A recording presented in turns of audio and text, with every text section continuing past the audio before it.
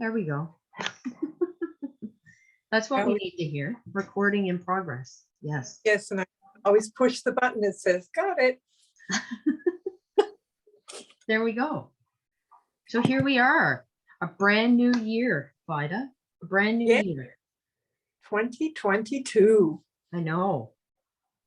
And today is January 12th, Yes. 2022. You remember the song that used to be in the year 2525? No? Except it starts earlier than that and it ends up like that could be the last verse, but there's a song, yes. No, I don't. Well, I'll have to Google it later and check on it because maybe I'm making up a song now. I was when you started to talk, my brain automatically went to Prince and Party Like It's 1999. Ah, yes. But we're well past that, aren't we? Yeah. And didn't what's his name? Oh, Orwell, George, what's his name? Right. 1984. Wasn't that supposed to be a big significant year? Yes. Yeah. Yeah. Yeah. And 2012 was supposed to be a catastrophic year, I believe. Well, yes, that was supposed to be the year the world ended. Yeah. And 2020, no, 2000 was supposed to be the year that like all the computers crashed. Yeah, I remember that night. And yeah, that didn't happen. Yeah. Yeah, watching, well, it started in the afternoon, like early afternoon here, watching all the New Year's, like from around the world. And like in Fiji or somewhere, like, and then Australia and New Zealand. And anyway, and we lasted, I think we got till, don't think we made it as far as Vancouver, Canada, but we made it past like Ontario, I think. Yeah. Yeah. So we did London and Germany and all the different countries in Europe. And we weren't celebrating with any kind of beverages, thankfully. I don't think we would have lasted that long, but yeah. It was right.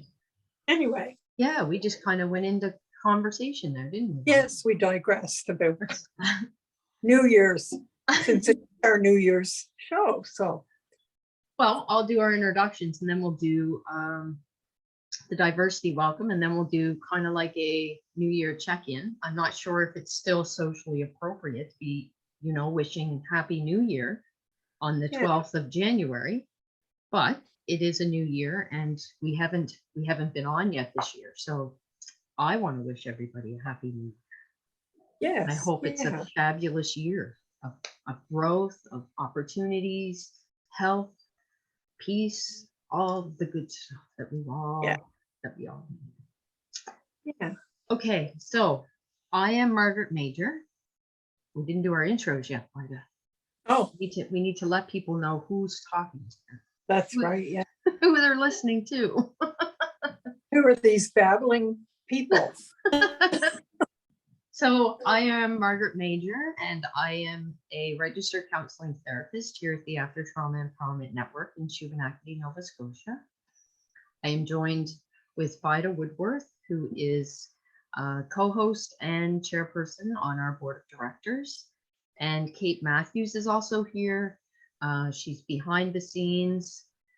Maybe we'll see some kind of post by Kate, but we won't see Kate. And we wish Kate a very happy Yes.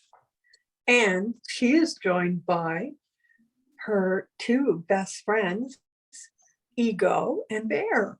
Yes. Yeah. Precious kitty cats. Gotta love kitty cats. Kitty cats and puppy dogs. Yeah. They're both very, very beautiful cats too. Yes. Yes. Okay, so we'll do our welcome and then we'll talk New Year's for a little minute. I'm going to talk teeth for a little minute. Mm-hmm.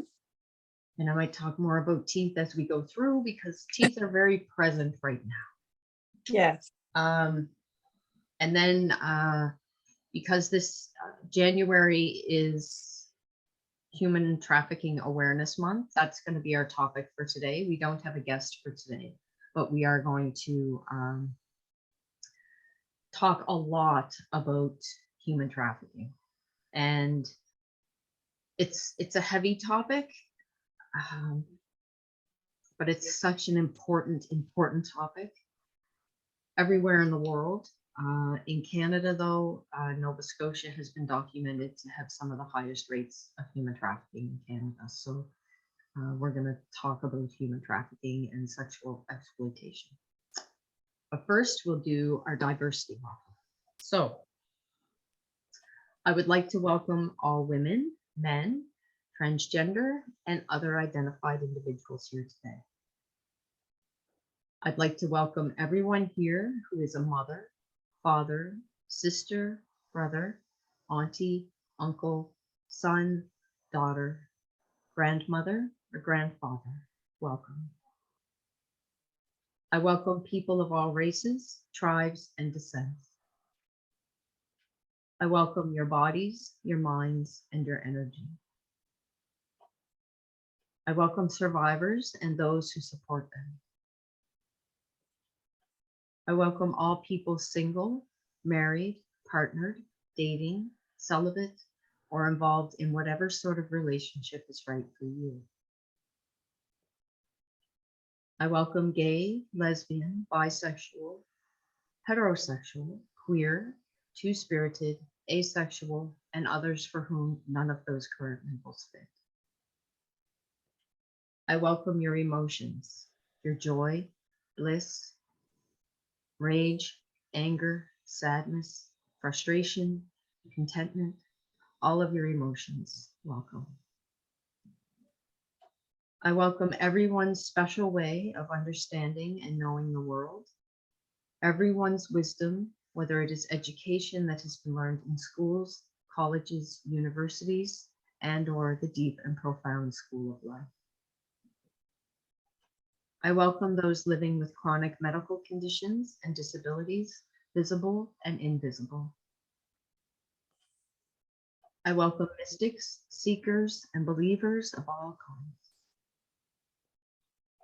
I welcome people who identify as activists, community leaders, group members, musicians, artists, and those who don't. And finally, I'd like to welcome the ancestors who lived in this land where we are now. Welcome the spirits of Mi'kmaq, the natives who lived in this area before the Europeans came.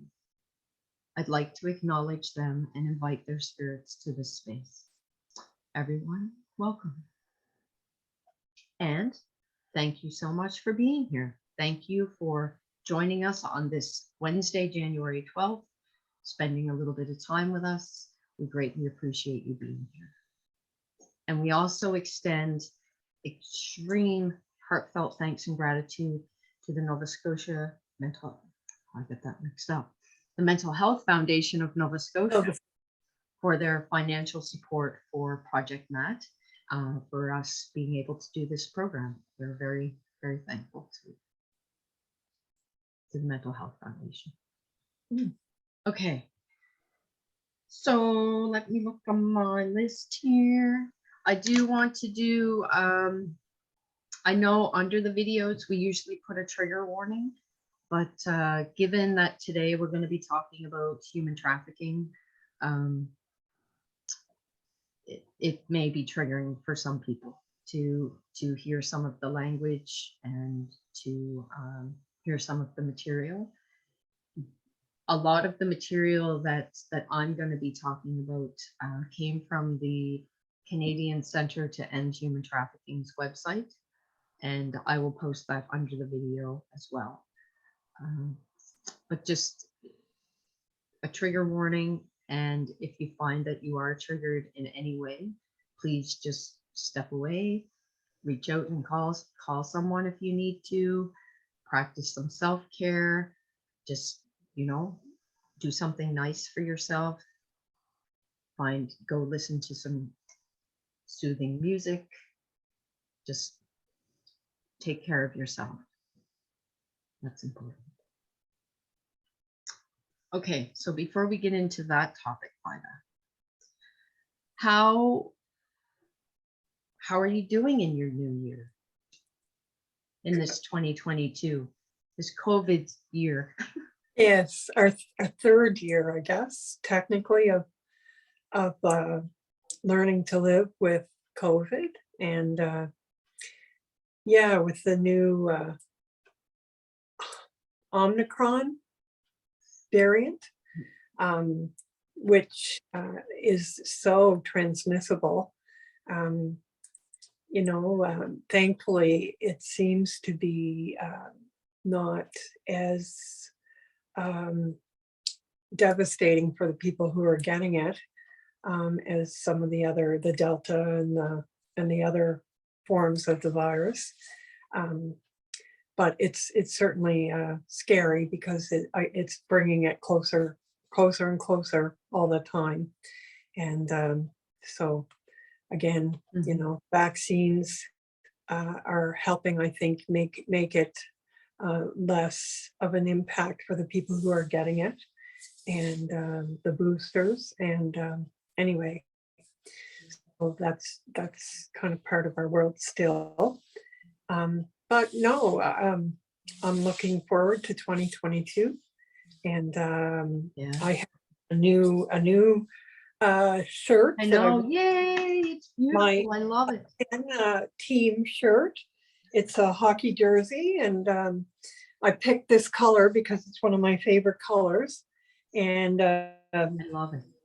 So I'm thinking maybe we will all have our team shirts hopefully in the new year. And Team of 10. Yes. yeah. So that just brings me back to my old ball playing and, well, multi-sport, hockey, broom ball, basketball, volleyball, anything that you could play. I guess I tried when I was young. And so yeah, I'm looking forward to the new year, working and volunteering here, and hoping that we can, we have so many different ideas that we can get ourselves even busier than we have been. And I know the ideas, Vida. I know. There's so many ideas of things we want to do, and it's like, how do we do all this stuff? I know, but it's exciting, and it's very exciting. Yeah. And you mentioned dental work, and my dental update, I'm still waiting to have one more of my posts implanted. And then I think very shortly after that, I will have my new teeth. So I'm looking forward to that. It'll be a change. I've gotten kind of used to not having teeth to work around, but it'll be fun to have my new teeth, and probably I'll be doing a few selfies and practicing smiling again, and doing that. And you mentioned you were undergoing some dental procedures yourself. So, just earlier today, you had some pretty extensive work done, I would guess. Yeah. And so hopefully you're not in too much pain as we. It's when I first got here, because we usually meet here at the office an hour and a half before we do the show. And at that point, there was still lots of freezing in there. And I felt like I was drooling and my coffee spilling down my side of my face. And now the freezing is starting to come out, and it's starting to throb very good. Yes, well, hopefully throbbing very good right now. Yeah. Yeah, doesn't last too long. And I'll be getting the ice pack when I get home, putting some nice ice on there. Yeah. Yes, that'll be lovely. Yes. I love ice. Like if I have a headache or an ache in my neck or something, I find ice and heat is very helpful. Very helpful. Yeah. Yes. Yeah, the alternation of the hot and the cold often helps. Yeah. With pain. Yeah. And I just wanted to add to what you were saying about our plans for this year. So just some of those ideas that Vida and I and Kate. I was talking with Kate last night. And some of these ideas have just come up in the last few days, just from having conversations with other community service providers, individuals in the community, artists. So we've actually, we're going to be submitting a funding proposal to hopefully hire a couple of staff people to be able to facilitate two groups once a week. So one group, they would be a music / art based group. So one week it might be you know, a musician comes in and you do a song together, or you learn about the guitar or the fiddle, or it could be making your own tambourine, right, Vida? Yes, yes. And then, or we could have an artist come in and there could be a project or maybe a technique or a skill that that artist teaches, or just a little craft maybe, like, because there's so many incredible musicians and artists, and we need to share that with each other. Like, we inspire each other with that stuff. And we also give other people permission, kind of in an indirect way, that it's okay for them to express and touch into that creative side, because I think we've all got that. It's just a matter of the courage to explore that sometimes. And to be vulnerable. There's a vulnerability in creating and in sharing with others. So there's those groups that we're hoping to get going. And then we were also talking about possibly having a quilt for survivors group. So we'll get together people who will make quilts for survivors of trauma. Yes. And donate those. And we also just, what's today's Wednesday? This would have been Monday. We had a community member bring up how wonderful it would be to have a group that makes ribbon skirts. And that's, oh, I'm so excited. I can't wait to do that.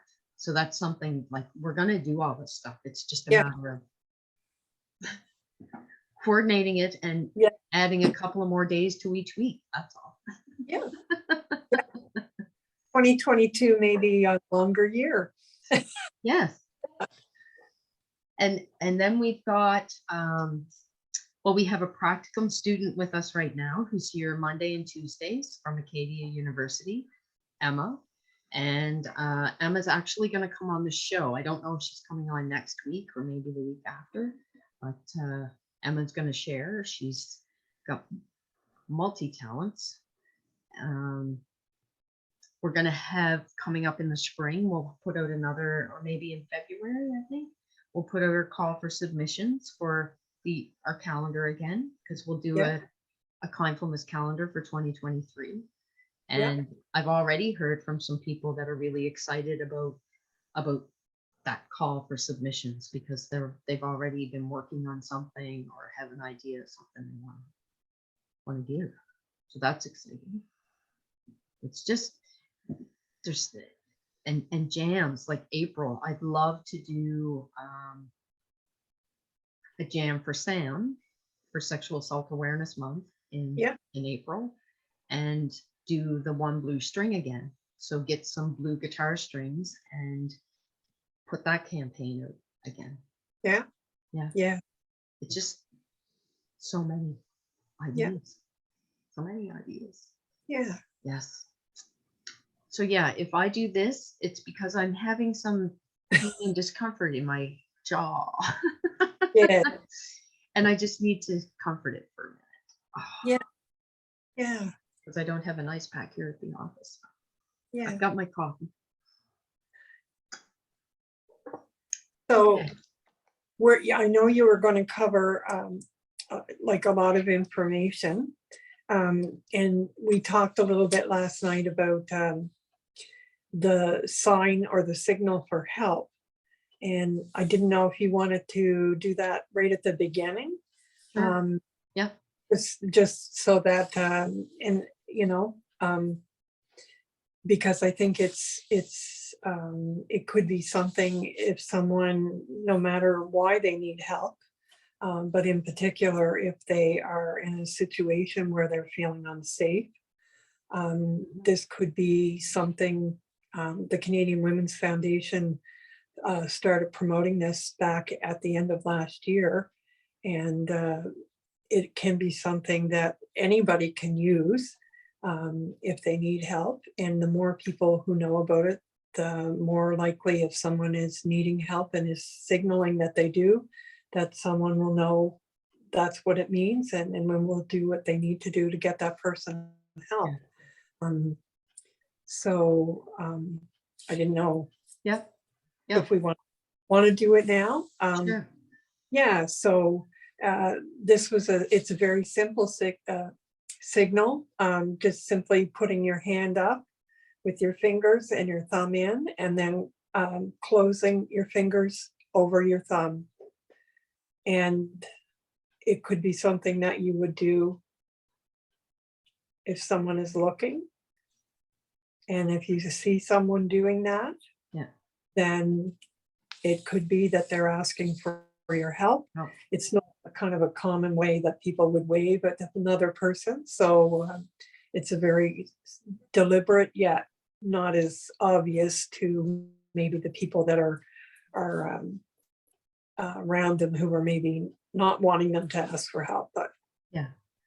and I think there was an example, I can't remember where it happened, but somewhere two cars were passing on a highway, and a person in one of the cars made this signal, and the other person recognized that it was either they recognized the signal or they knew that something was going on, and they actually got them help. And this person, I think, was in the process of being taken in and maybe being exploited or worse.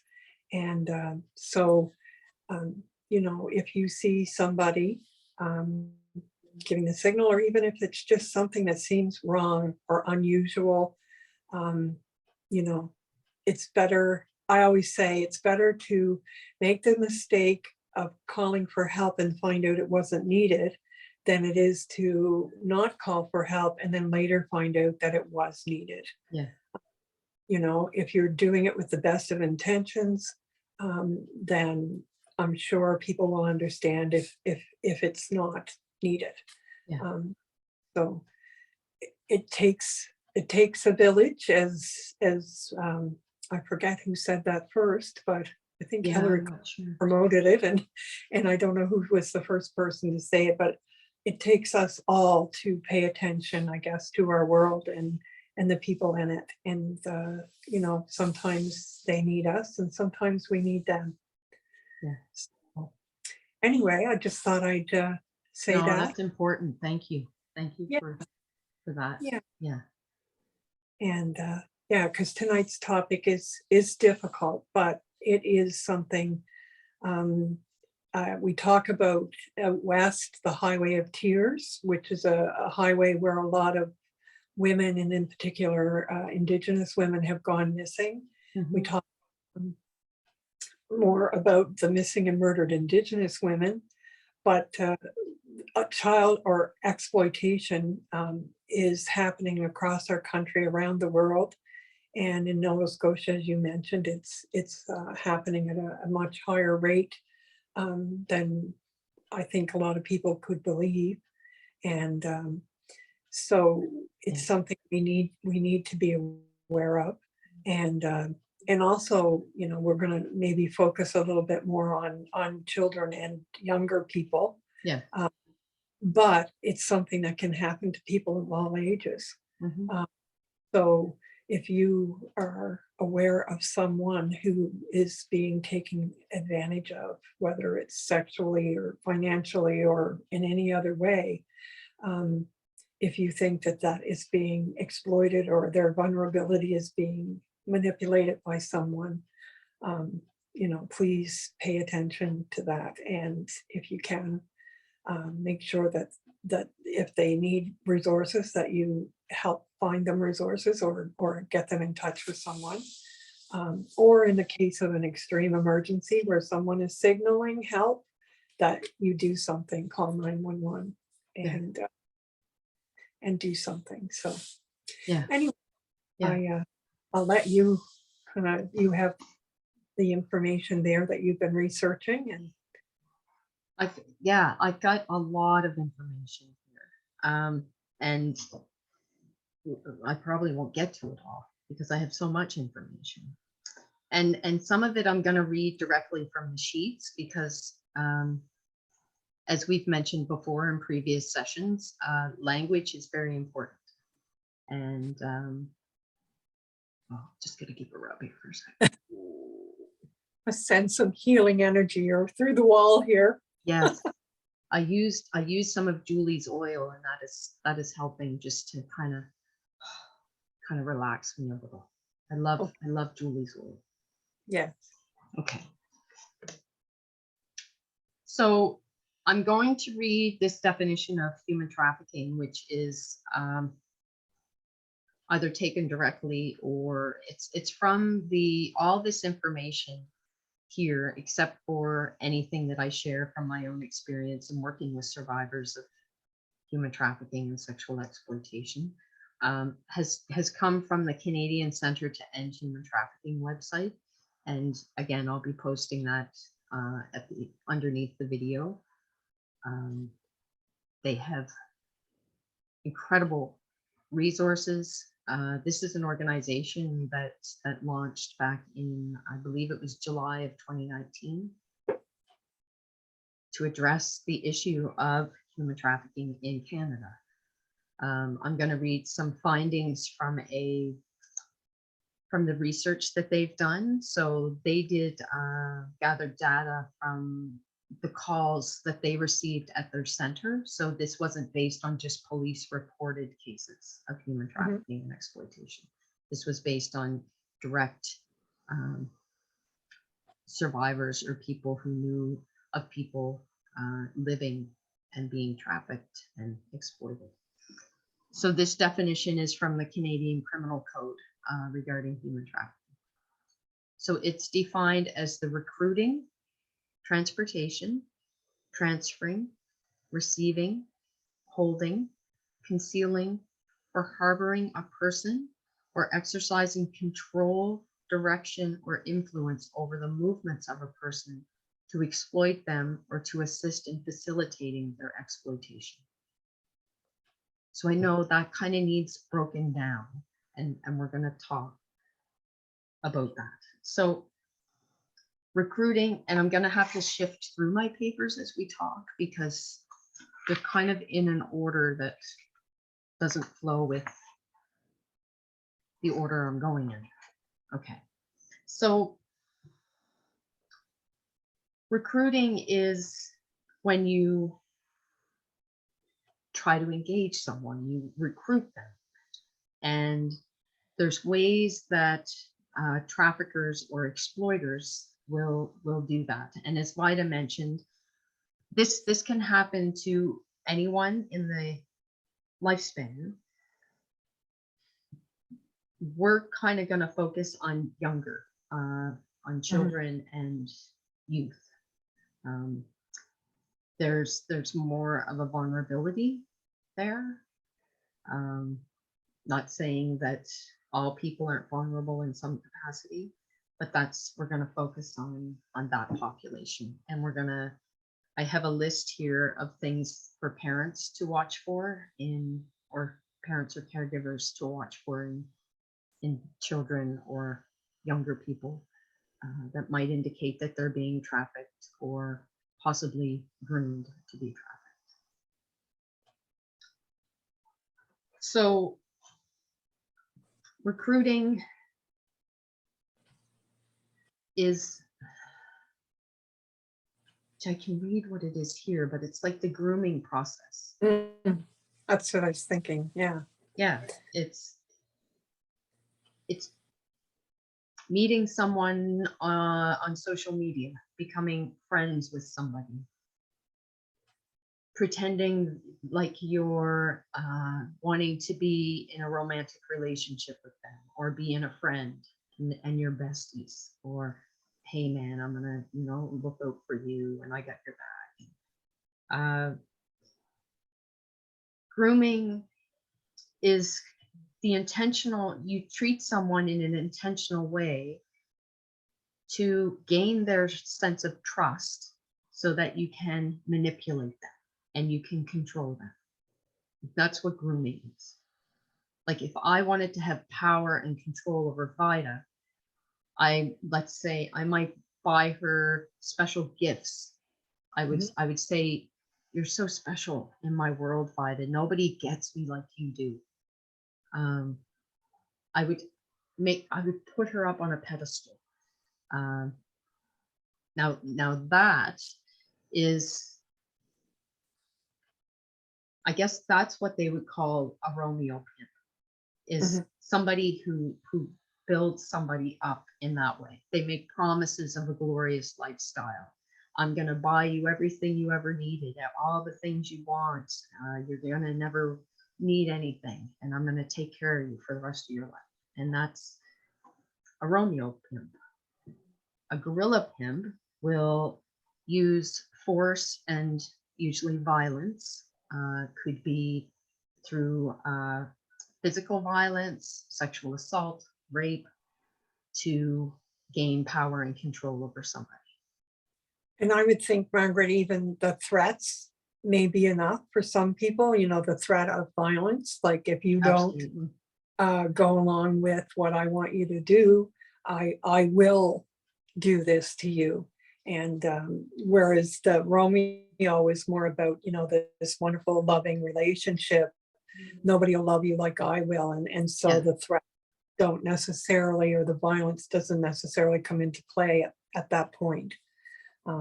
So, depending on what that person, I guess what their style is and what they think the person is more likely to respond to, that, they may choose either tactic. Because I know, sometimes people will say, well, they didn't actually do anything, but they told me they were going to do something. And well, that can be enough. That's fear of what if. Yeah. Oh yeah. Yeah, you can have power and control over somebody with the threat of violence, for sure. And the threat of violence against your family, or someone that you love and care for. Yeah. Pets. Yeah. Yeah. And I guess too, the other thing that, in the different kinds of work that I've done, when you talk about sort of the Romeo or the gorilla pimp, that person can be either gender, because I've met people who have been manipulated and exploited or trafficked by someone who was either male or female. I've also met people who've been exploited and trafficked by people that were in their own families. So, sometimes people think, oh, that's only, we need to keep an eye out for strangers. Again, that kind of myth, people that are looking to exploit will find ways to insert themselves in someone's life without causing alarm. So, it may not be, you're going to talk about some of the things to watch out for. It may not be the obvious thing.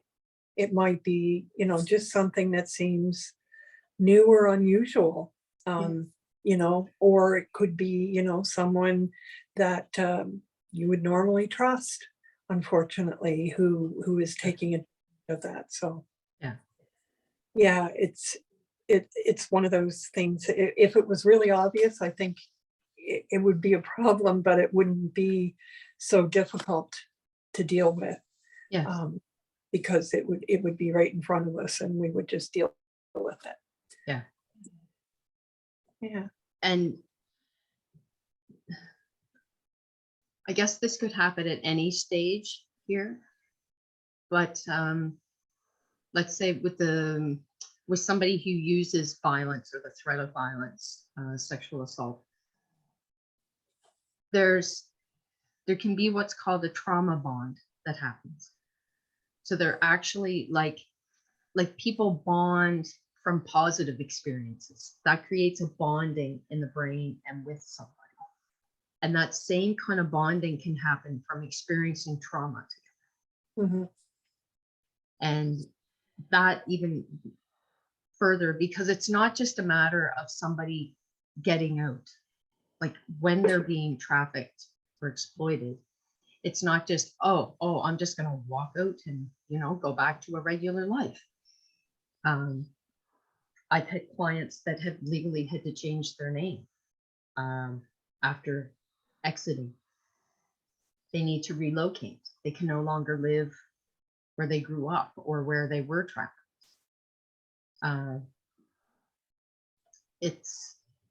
And for some people, the therapy that's required, it's not even just therapy.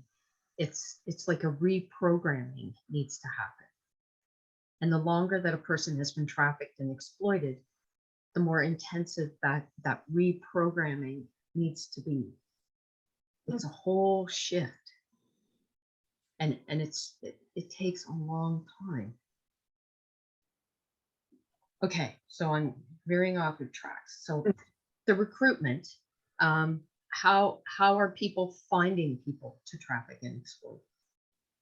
Facebook, Twitter, any social media, they're hanging out.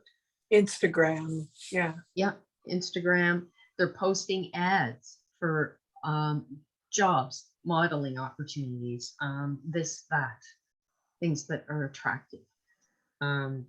Used to be like before COVID, and still, I guess, today, but shopping malls, movie theaters, those sort of places, people would hang out and just, scan. And I mean, somebody might have their eye on somebody for a long time before they actually start making a move and grooming.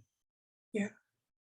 And they often, the person doing the exploiting will often engage a peer of the person, like that. So someone not so obvious, like if they're targeting, let's say, teenage girl, then they may have a teenage girl who makes the initial contact with their target and, befriends them and says, well, I know, after a while, once they trust is there, they may, well, I have this friend and, why don't we go and do that? So there's so many, for lack of a better term, sneaky ways or ways that people, know they're good at, getting around things and sort of not pushing our alarms right away because, right. who would think another 14-year-old girl is involved in exploiting someone, right. And I mean, she is being exploited as well by being used to do this part. And, so it's a very intricate web of, is it ever? Yeah, I think of it's a, some of the things in dangerous web we when first we practiced to deceive or whatever. Yeah. But, yeah.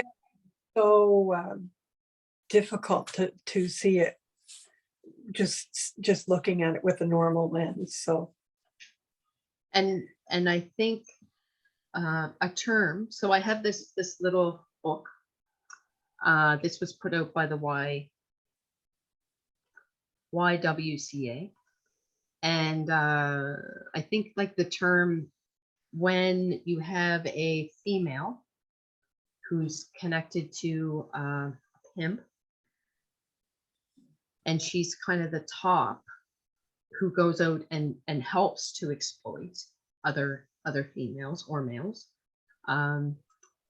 That word is a bottom bitch, is what she's called. Mm-hmm. And some of that language is important to share here because you may hear somebody using some of these terms that we'll share, and a flag might go up for you, and you might be like, oh, what's going on here? And So a bottom bitch, I'll read this. A pimp's main girl who has been with him for a long time and earn his trust. And she helps to exploit others Mhm. under him. Yeah.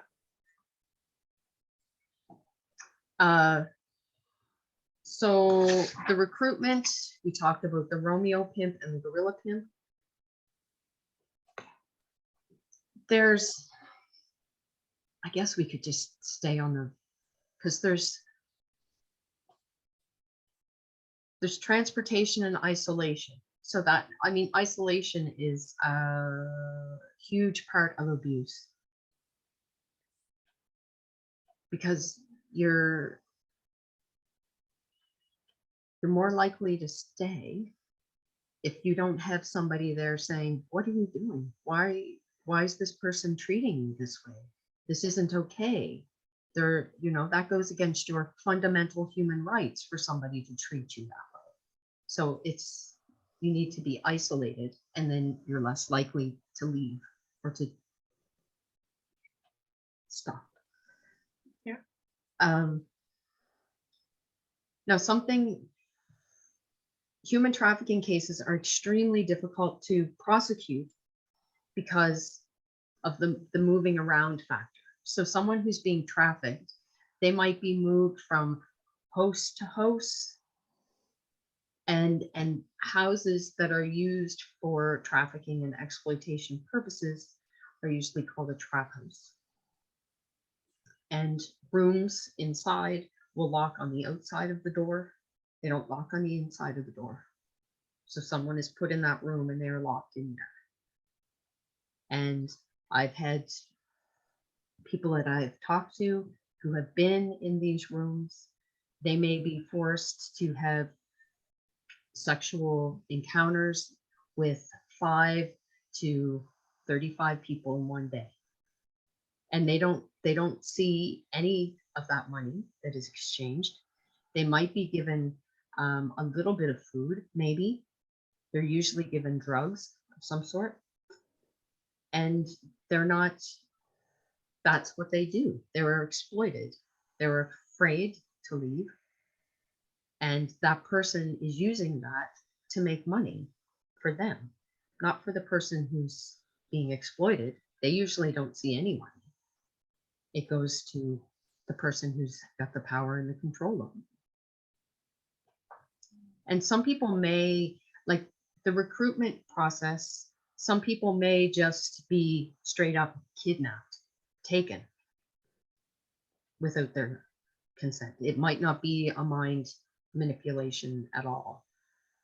I had a client quite a few years ago who, her and her friend, they were only 14 years old, and they were out walking down the road, and a car with a couple of guys pulled up, asked them if they wanted to go hang out.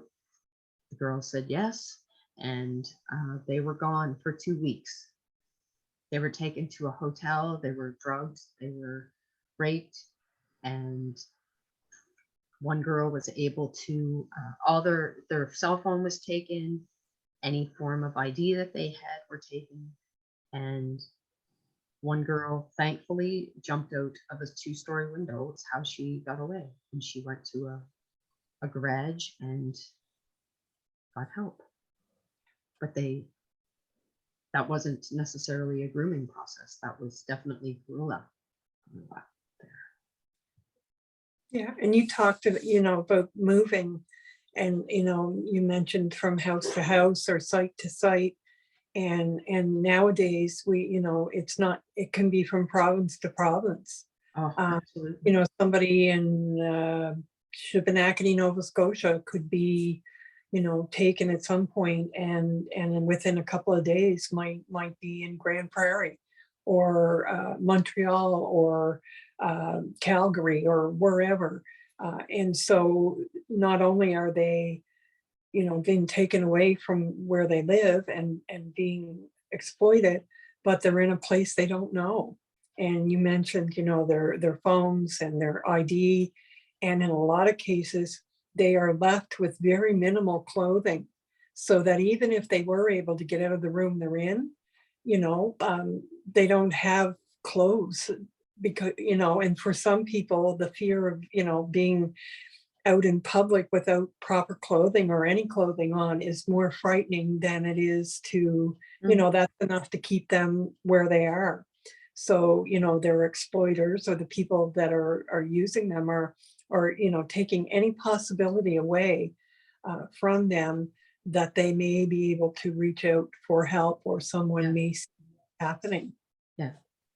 And, we talk about all the time on Facebook and stuff, seeing missing people. And again, often it's younger women or children. But again, it can be teenage boys or boy children. It doesn't have to be gender really isn't always, a factor. And so, to be aware, if you see somebody and it's a man or a boy, oh, well, they must be okay. Gender shouldn't be part of whether you're deciding if they need help or not.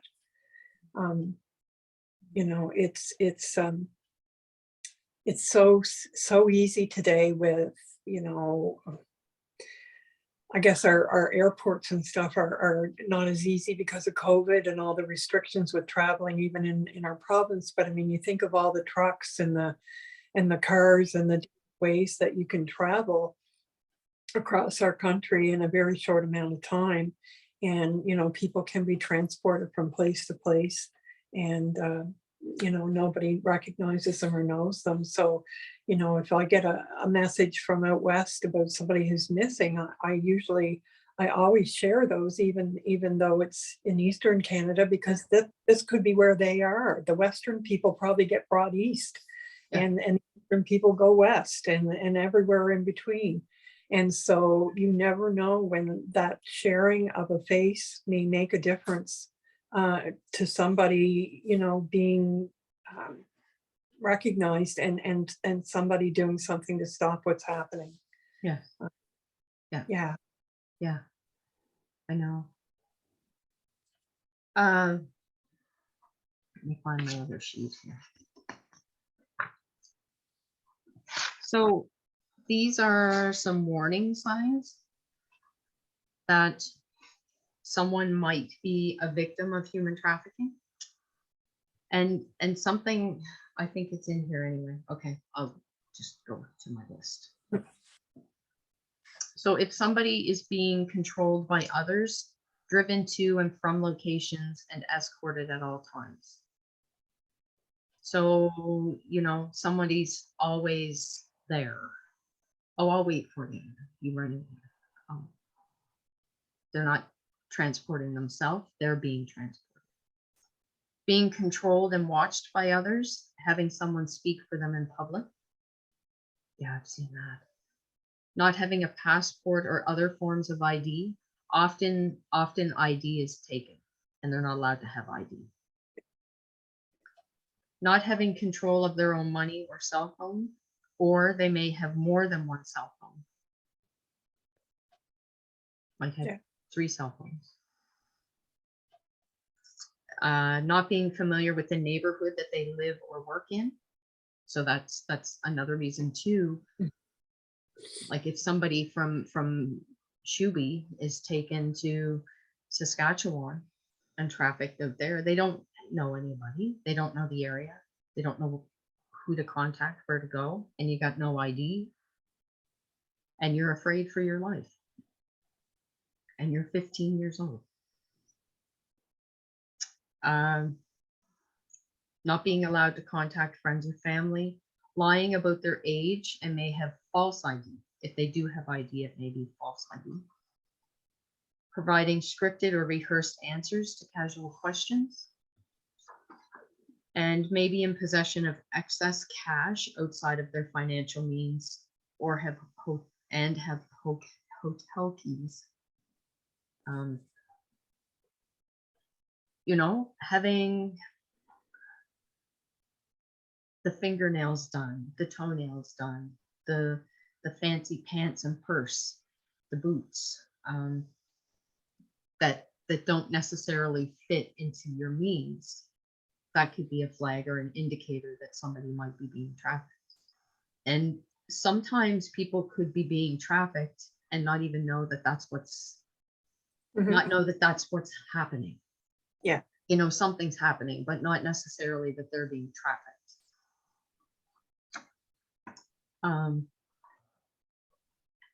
These are mental health signs of abnormal behavior that you might notice and kind of go, So if somebody acts in a fearful, anxious, submissive, or nervous manner, excessive concern about displeasing their partner or employer, fearful of law enforcement or immigration services, avoids eye contact or has another person speak for them, may have visible signs of substance dependency, alcohol or drug, expressing fear and intimidation through facial expressions or body language, using slang terminology that is popular within the sex industry subculture, daddy, pimp, bottom bitch. And I want to read Sorry, just a sec. That's from me. Oh, is that you? That's from me. Okay, I think I can mute. Yeah, I think we're feared with. Hold on. Yeah. There, we're good. Good. All better. Okay. So let me, I don't need to read all of these. I just think that some of the language is important, and I need to put my glasses on the side of my nose because I'm over a certain age where the eyes have changed, and I need those special glasses now. We need to invest in a pair for you, Margaret. Well, we may. We'll work on the laptop. Let me see. Yeah, a lot of these. I think one of the things I learned early on is if you know someone and you know them well enough that you know their normal behavior, anytime you notice a change in what their normal behavior is, Yeah, that's usually an indication that there's something going on. And, you know, it may not be exploitation, but it, you know, could be, you know, something else that's going on in their life. So, you know, for parents, especially with young children and teenagers, I mean, it's sometimes hard to keep track, but changes in normal patterns of behavior are usually indicators that something's happening. And that's when you need to start paying attention and maybe asking some questions and trying to find out, because it could be very simple and, you know, something you can help with.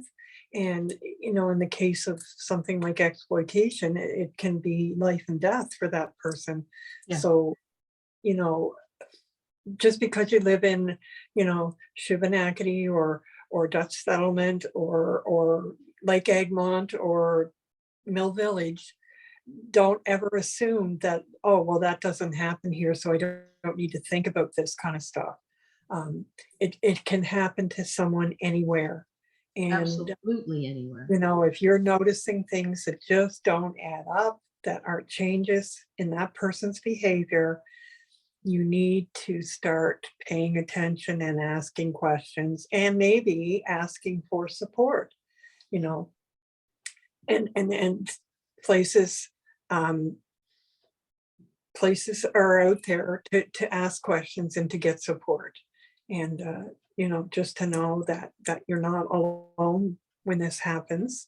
And, you know, please ask for that help if you need it, or ask the questions. Yes. Yes, Julie, I think it was Julie, posted in the chat section. Do you have the stats for Nova Scotia? I find there often seems to be a lot of misconception that human trafficking is rare for this province. Yeah. And our rate is actually, when they compare, you know, let's, you know, one in 1,000 or 1 in 10,000 or whatever the rate.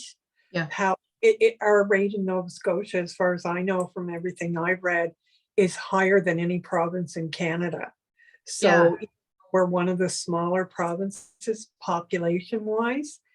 The rate of sexual exploitation in Nova Scotia is higher than other provinces. I'm just going to bring up this CBC article here from 2019. It's so this was from by CBC. It was posted June 17th, 2021. And yeah, for a long time now, Nova Scotia has been regarded to have the highest human trafficking rates in Canada. Yeah. Yeah. And I mentioned the Highway of Tears, and I didn't finish that by saying that that highway between Halifax and Truro and up to Moncton, and then even up to Sydney, has become kind of a transportation way for taking people who are being exploited and moving them around the province and out of the province. And you know, when you think about it, for the same reasons our province is easy, I guess, when it comes to things like smuggling drugs and stuff, because of the coastlines and the different things that make it easy to hide. We have so many different roads and highways. I mean, you can go to any place in Nova Scotia using 10 different routes.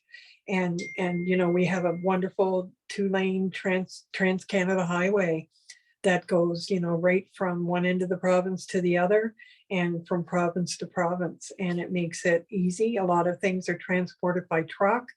A lot of things are transported by rental, U-Hauls, cars, anything. You know, every time I see a U-Haul or a van on the highway, especially with dark windows or no windows, and I think, I wonder what's in there.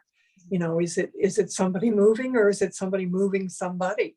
You know, I don't go around being negative all the time, but you know, it's unfortunately that kind of stuff happens so often. And you know, I try to, you know, do the best I can to pay attention, and hopefully other people pay attention too when they notice something out of place. Yes. Truck stops are a big place where, you know, if you're sitting in your car waiting for somebody, you know, I watch who's getting in and out of the trucks, and are the cars pulling up and pulling away, and you know, that kind of stuff happens a lot in places like that. Yeah. And so, you know, just I guess a different way of looking at the world sometimes, and hopefully you can see the beautiful things too, but sometimes you do see these things, and you can make a difference to help somebody. Yeah. Yeah. Well, just, you know, that. Yeah. It can make a big, could save someone's life. yes. That signal. And I just want to just talk for a second about, so these would be behaviors or signs that a parent or a caregiver may notice. And I guess it could be, you know, not necessarily, it could be a friend noticing this stuff about their friend as well. Yeah. So in a relationship where that partner is controlling, dressing more provocatively, staying out late or all night. And this is kind of like when you were talking about if you see differences in someone's behavior, like if you see any of these signs, you know, it could indicate something else is going on, but it could indicate that they're being trafficked or exploited as well, trafficked or exploited. Yeah. Hanging out with new friends who are older than them, ignoring childhood friends and family members, drinking or using drugs, skipping school, skipping meals, not showering, or stopped changing their clothes, exhibiting anxious behavior, lack of sleep and depression, ignoring rules and instructions at school and at home, lying or unable to recall events in their life, carrying false ID, one or more cell phones, has expensive or new clothes, shoes, or jewelry, spending more money and possessing expensive gifts from a new friend or boyfriend, talking about modeling or other job contracts waiting in another town, becoming more secretive about spending time online or on their cell phone, and becoming frightened of being online or on their cell phone or telephone. Those are just some signs. And the other list that I want to make sure that we get to is kind of like the vulnerabilities. I have so many sheets here.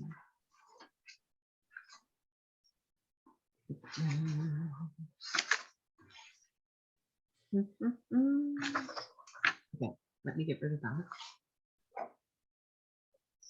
I wanted to just say a couple of things.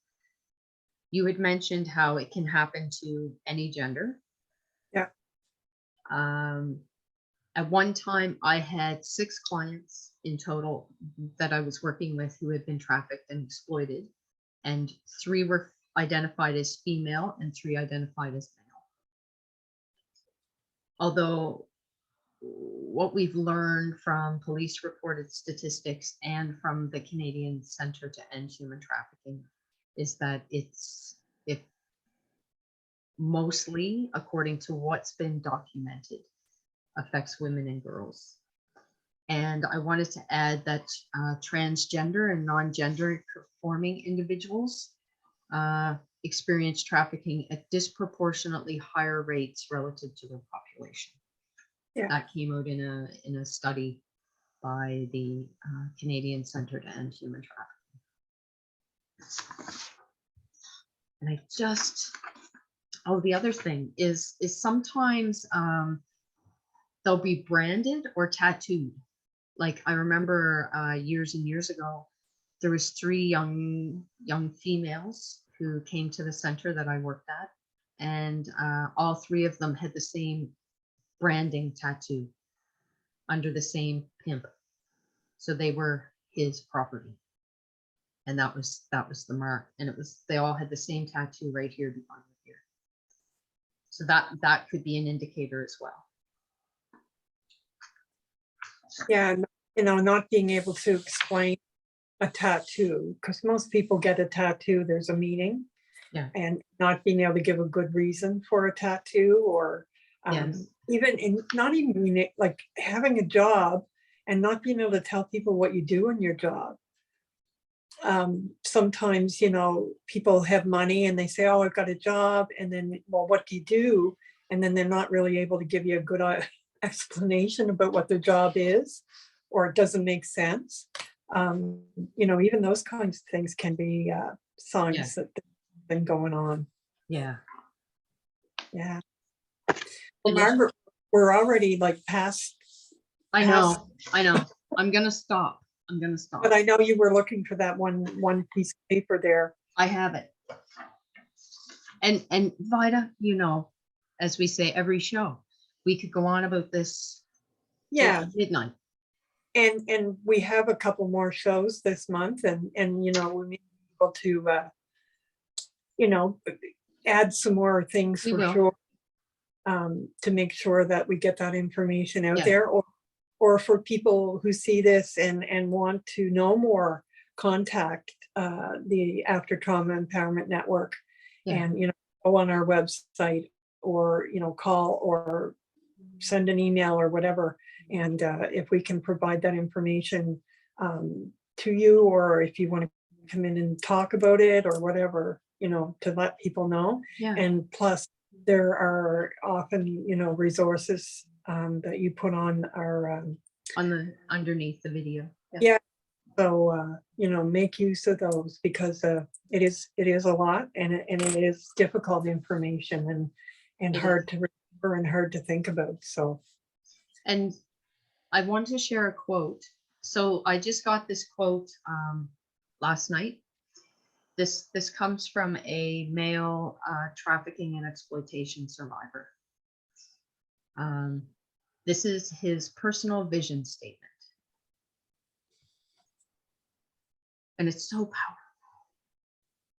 And I think it's, you know, to talk about this, it's difficult, it's hard, it's unimaginable for some people to know that there are people who live through these things and who experience them, and that it happens around us and we don't even know it. Mhm. But when, you know, to hear that there, you know, there's hope for people who have been touched by this in whatever way, that there is hope and that they have hope that Yes. things will get better. Yeah, You know, I think is an important message too, it is. because it would be so easy to think that it's just so negative that there isn't hope. And I think, you know, when you share what this person has shared with you, Yeah. you know, again, it gives other people hope, and it gives people who do this kind of work hope that you can make a difference. Yeah. And yeah, so Yeah, and if we had more time, I would talk about the post-traumatic growth factor as Yeah. well. yeah, But we don't have that time right now. So this is a direct quote. Once you figure out why you were born, you no longer fear being helpless to the unknown. Instead, you begin to realize that you are more powerful than you ever could have imagined. And that's from a trafficking and exploitation, a male survivor.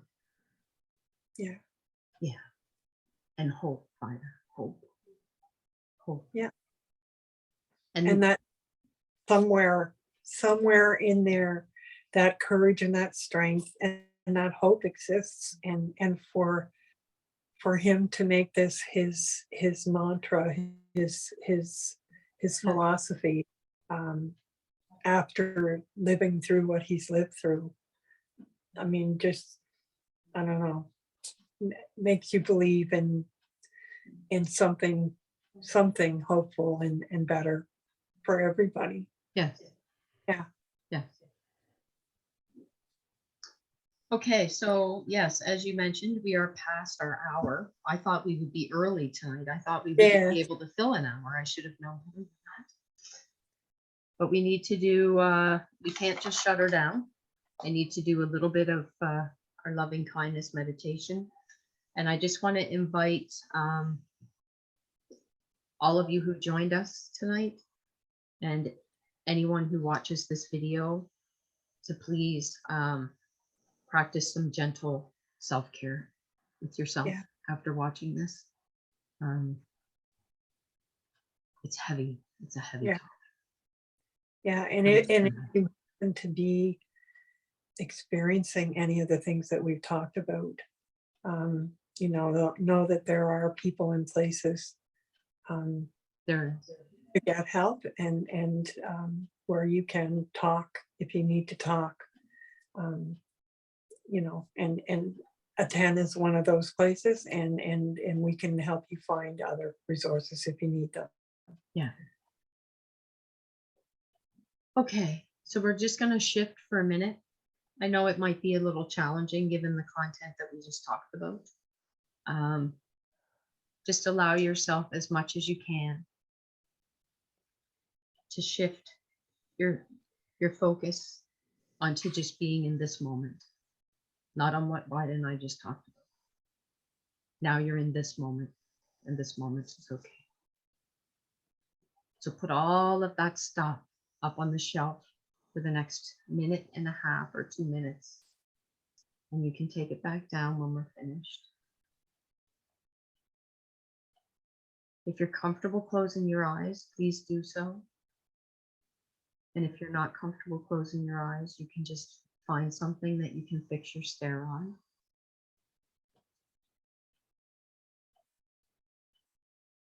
And just allow yourself to be in this space.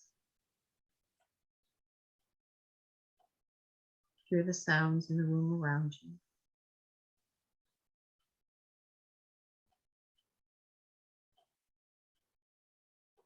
Just allow your breathing to be natural. You don't need to control it in any way.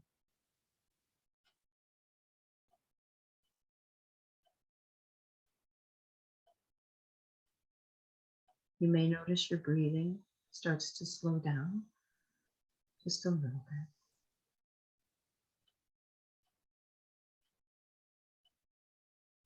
Begin to feel any tension you might be holding in your body.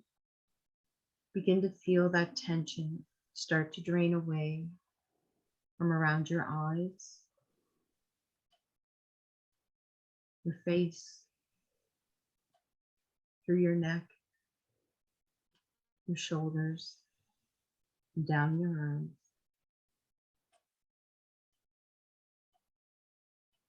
Feel any tension drain like a liquid down through your body and out through your toes.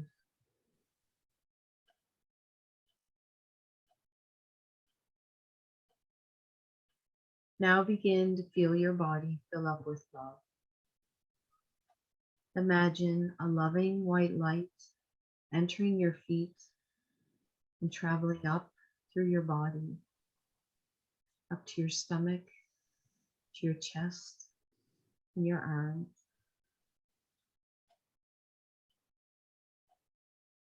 Feel it almost bursting through your heart, your fingers, and through the crown of your head.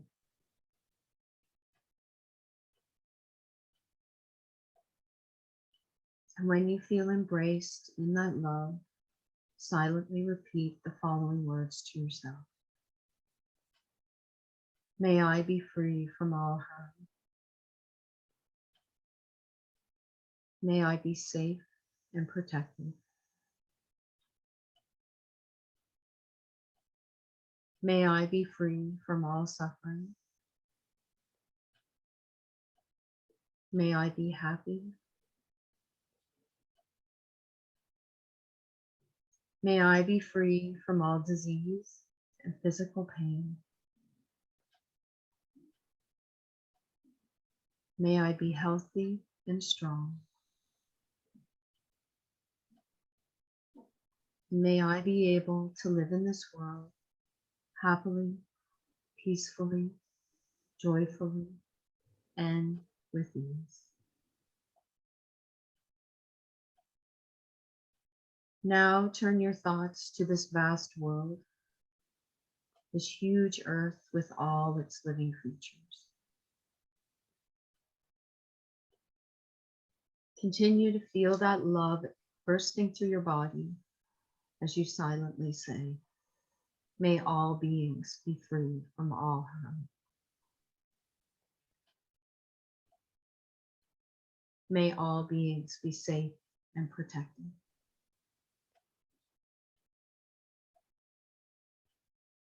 May all beings be free from all suffering. May they be happy. May all beings be free from all disease and physical pain. May they be healthy and strong. And may all beings be able to live in this world happily, peacefully, joyfully, and with ease. Send your love as far out around the world as possible. Just imagine that energy traveling through the earth. Feel that love centered around your heart, feeling yourself in this moment, in the now. When you are ready, you may slowly open your eyes.